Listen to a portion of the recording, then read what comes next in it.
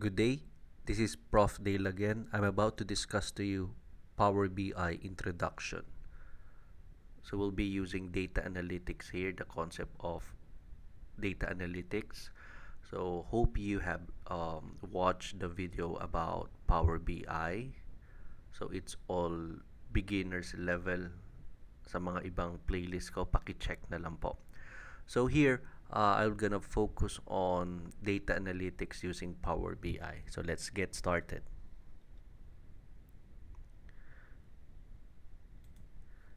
There are couples of reason why Power BI is such a powerful BI tool. So Power BI is built on a convention of the best BI. When I say BI, business intelligence product available in the market. So I'm talking about SQL Server. Okay. So with this SQL Server, this will serve as the destination of all the data. So it also includes the Microsoft Excel. Mostly, these are the data na ginagawang data source. Okay. Apart from the legacy, Power BI is being rebuilt using the latest technology like HTML, cloud computing using Azure or AWS, column store database, and smartphone mobile apps. Microsoft has opened the custom visual gallery for open source contribution, which add value to the community. So ito yung trending ngayon. So how to be a data analyst. So kung ako tatanungin niyo, Prof. Dale, maraming tatanong sa akin, ano po bang dapat kong malaman? Number one, data source. Yung mga data source pwedeng flat file, pwedeng Excel, pwedeng data galing sa another database.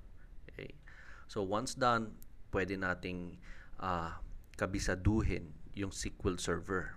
Itong SQL Server, ito yung next step sa data source. Okay? After ng data source, SQL Server, and then itong SQL Server, may mga services. Merong SSIS. Ang tinatawag na SSIS, yung Integration Service. Dito pumapasok ang extraction, transformation of data, and loading of data. Ibig sabihin, yung column sa Excel, ina-align mo sa SQL Server. Okay? Tapos may tinatawag rin namang analysis services. When we talk about analysis services, dito pumapasok yung data warehousing. Okay? Next is, syempre, tapos ka na sa ETL. Kailangan mong i-display yung data. So, pwede kang mamili, Tableau, Power BI, or SSRS. SSRS is a service ng Microsoft that deals with reports. Yun lang po yun. Okay? So, hindi lahat kailangan mong pag-aralan. Okay? So, when you talk about R-Python, ito yung mga iba pang platform na pwedeng gamitin ng isang data scientist. Kung data analyst ka and then focused ka on reporting, pwede ka na po take note sa tatlo. Power BI, SSRS, Tableau. Okay. So first things first, paano natin sisimulan ng Power BI? Power BI is a cloud-based business analytics service for analyzing and visualizing data.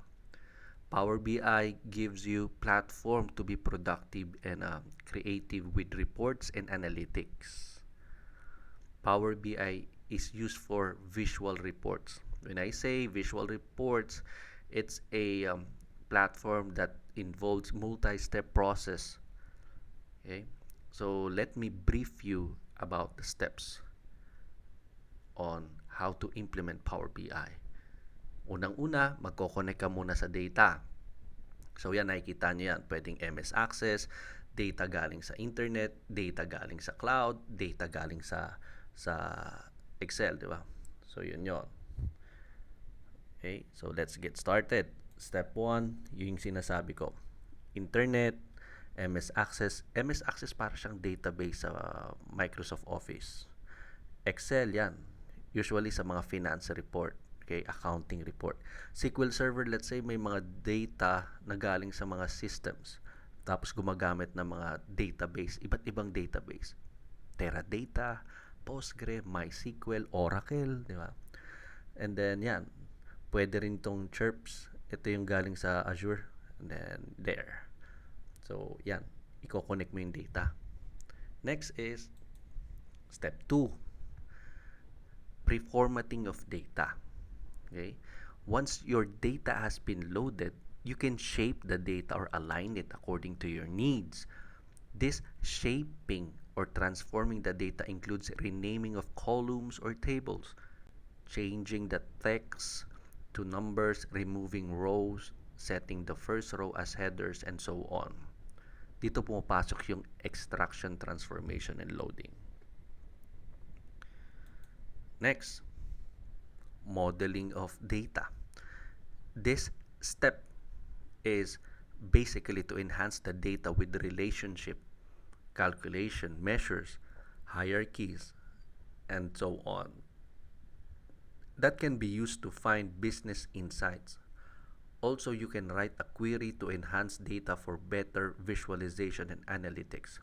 Some of my trainees, students, alam na po nila to. So, this approach of mine dito sa video na to is an introduction of data analytics using Power BI. So, dito na nangyayari po yung calculation at measures, guys. Okay?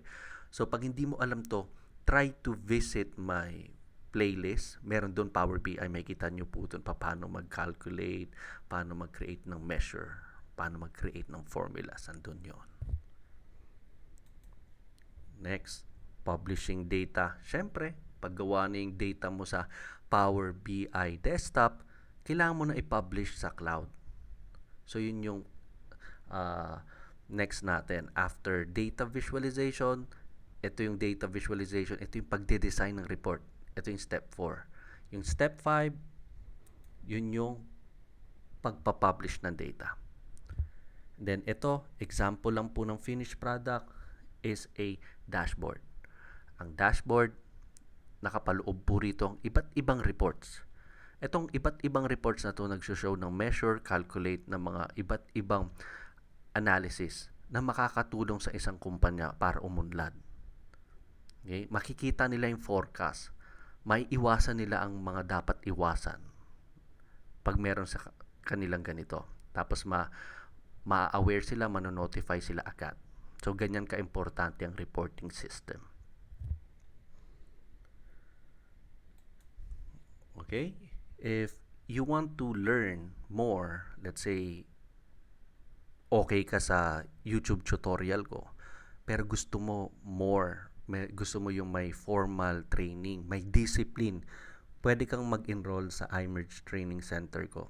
So, I'm the one who train this module, data analytics. So, this involves, take note, I'm training SQL Server, SSIS, SSAS, what else? Power BI, yan. Tableau rin.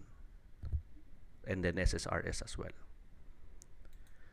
Ito yung Facebook channel ko, Prof. Dale. Paki-visit na lang. Dito nag-a-announce din po ako. So makikita nyo, napapansin nyo yung Facebook page ko is hati. So more of travel, more of training, tutorials. Okay? So pinapakita ko rito yung buhay ng isang developer at saka data analyst. Siyempre, kailangan mo rin magsaya, di ba?